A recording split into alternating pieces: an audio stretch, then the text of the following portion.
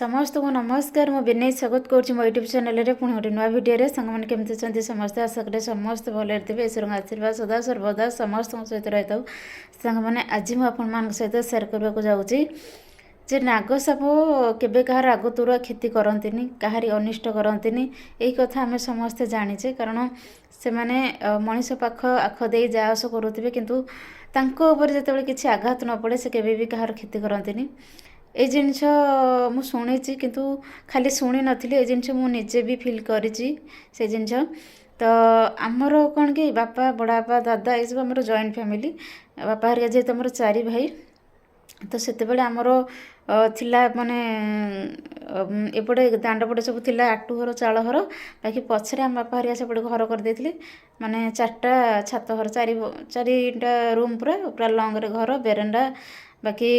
पछपटे सब गुहाल जो गाई रही सब एमती घर थाए किंतु 2टा रूम आमर प्लास्टर काम सब कंप्लीट हो जाता आ 2टा रूम माटी थिला माटी घर थिला लिपा लिपि होता गोबर सेतेबेले माने जेतेबेले मु बहुत छोट थी 5-6 वर्ष रही तो सेबठू मु देखी आम से घरे ही थिलु एबे जे जुआड़े उठिक जो जगह सब बिल बाड़ी थी आमर ताको सब पोतापोती करके घर कर सारे किंतु सेतेबेले जो थे बहुत लोक होते आम एका संगे बहुत लोक गली थिलु तो से घरे जितेबले साप मैंने कौन करती जो 2टा रूम आमर घरे कौन अष्टप्रहरी ठाकुर श्री चैतन्य महाप्रभु पूजा पाती भागवत गीता ये सब पूजा पाए आ बहुत माने ये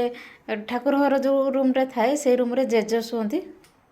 खट उपर बाकी खट तले सब पट्टा आमर पराही साइज होता माने से गछ जमर कटा हो जाता बहुत सारा गछ जो गछ कटा हो पट्टा सब मेसीन रे कटा हो रही साइज हो सब काम हम बोली तो एमती से जो पट्टा थिला से साप माने आम घर को लगिकी बाहर पट ये गोटे पत्थर सब जनकर गदा होता सब साइज पत्थर सब साइज हो रुहे जाए कि से थाक थाक हो पत्थर सब साइज हो एमट सब रखाई तो कांथ मुला सब पूर्ण जाम होगी अच्छी से साप कौन करती डेली आसती माने साप बोली माने जभर नाग सब माने मु फास्ट टाइम मत देखी एत बड़ बड़ नाग साप सब माने गोटे 2टा नुह माने मेंचे मेंचे नाग से घर को आसती जो पट्टा पराई तापर सब लाइन बाय लाइन शुंती माने आम से घर चलू आउ से ठाकुर घर को लगे कि आम रूमटा थाए मुझे रूम रे मुझे षष्ठ ना सप्तम ठीक मोर मन पड़ी सप्तम क्लास रे पाठ पढ़ुए गोटे एत बड़ा सर बहुत एज हो पूरा बड़ नागटे जिते से आसी आम घर को एमती तार पिठी मुंड तो देखनी पिठीरू लांज पाखापाखि से एमती खसखस खस सेपट रूम एपट रूम को आसी मुझे पढ़ुची आम घर कहीं ना तापर मु सांगे सांगे कबड़ फबड़ सब खोला बही पतर फोपाड़ी पूरा भागे से आम जो से बहुत छोट थी ना आबे साप मानक एतटा भय करूनी किंतु से बहुत भय करी मत माने बाघ भालू कौन सी रागी लोक एमती किसी भी मत भय न था केवल भय था साप को तो सेतेबेले मु जाइए दौड़ी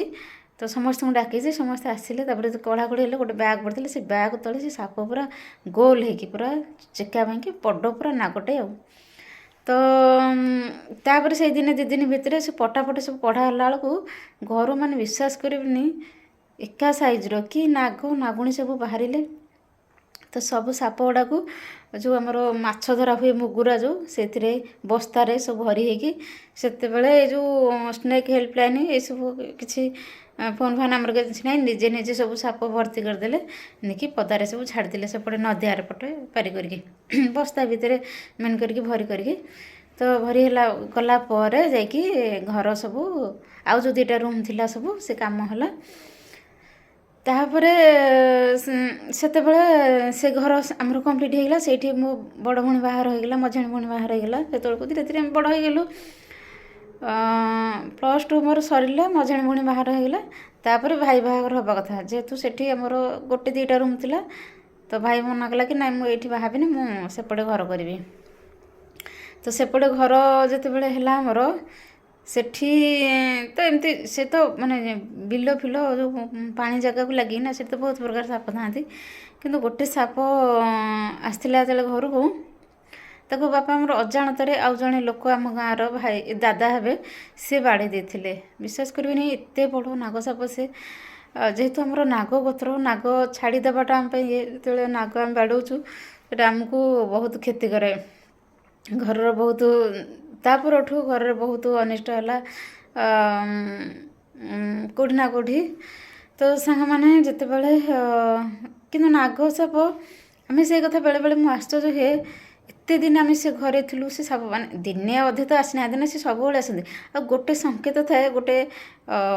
ଗାତଟା ଆସିଥାଏ, ଖୋଲା ହେଇଥାଏ ସବୁବେଳେ ସେମ୍ ଜାଗାରେ, ସେଇ ଯେଉଁ ବେରେଣ୍ଡାରେ କିନା ଆମେ ସେ ଗାତକୁ କ'ଣ କରୁ, ଗୋବର ତାକୁ ଦେଇଦେଉ। ଗୋବର ଦେଲା ପରେ ପୁଣି ସେଇଠି ସେମିତି ହେଇକି ଆସନ୍ତି, ସେମିତି ସେଇ ଜାଗାଟା ଖୋଲା ହେଇଯାଇଥାଏ। ତ ଏମିତି ହେଲା ପରେ ଟିକେ ଟିକେ ମନରେ ବି ଡାଉଟ୍ ଥିଲା। ଯେତେବେଳେ ପ୍ରଭୁ ବାହାରିଲେ, ବିଶ୍ୱାସ କରିବେନି ଆମେ ସେ ଘରେ କେତେ ଲୋକ ଥିଲୁ, କେତେ ପିଲା ଛୁଆ ସମସ୍ତେ, ବାପା, ବଡ଼ ବାପା, ବଡ଼ ବୋଉ, ଦାଦା, ଖୁଡ଼ି, ଜେଜ, ମାନେ ଏତେ ଲୋକ ଥିଲୁ, କିନ୍ତୁ କାହାକୁ ଦିନେ ସେ ଆଘାତ କରିନାହାନ୍ତି, କାହାକୁ ଦିନେ କଷ୍ଟ ଦେଇନାହାନ୍ତି, କାହାକୁ ବି ନୁହେଁ। ମାନେ ସେଇଟା ହେଉଛି ବଡ଼ କଥା। ଭଗବାନଙ୍କର ଯେଉଁ ଯେତେବେଳେ ଯେଉଁ କହନ୍ତିନି ଆମର ଯାହା ହେବାର ଥିବ ହେବ, ଯେତେବେଳେ ଆମେ ଯେଉଁ ବିପଦରେ ବୁଡ଼ିକି ଥିବେ ସେତେବେଳେ ଆମର କିଛି ହେବନି, ଯେତେବେଳେ ଆମର କିଛି ହେବାର ଥିବ ସେତେବେଳେ ଆମେ ଖାଲିଟାରେ ବି ଆମର ଜୀବନରେ କିଛି ନା କିଛି ସମସ୍ୟା ଆସିଯିବ। ତ ସାଙ୍ଗମାନେ ଏ ଥିଲା ନାଗଦେବତାଙ୍କ କଥା। କିଛି ବହୁତ ମାନେ ଆହୁରି ବି ବହୁତ କଥା ଅନୁଭୂତି ଅଛି ସାପକୁ ନେଇକି, ଆଉ ଗୋଟେ ଭଲ ଅନୁଭୂତି ଅଛି, ସେଇଟା ମୁଁ ଆଉ କେବେ କହିବି। ଭିଡ଼ିଓଟା ଲଙ୍ଗ୍ ହେଇଯାଉଛି ଯେହେତୁ ଆଜି ରହିଯାଉଛି, ଆଉ କେବେ ଆପଣମାନଙ୍କ ସହିତ ସେ କଥା ସେୟାର କରିବି। ତ ସାଙ୍ଗମାନେ ରହୁଛି, ନମସ୍କାର। ସମସ୍ତେ ଭଲରେ ଥାଆନ୍ତୁ, ଖୁସିରେ ଥାଆନ୍ତୁ।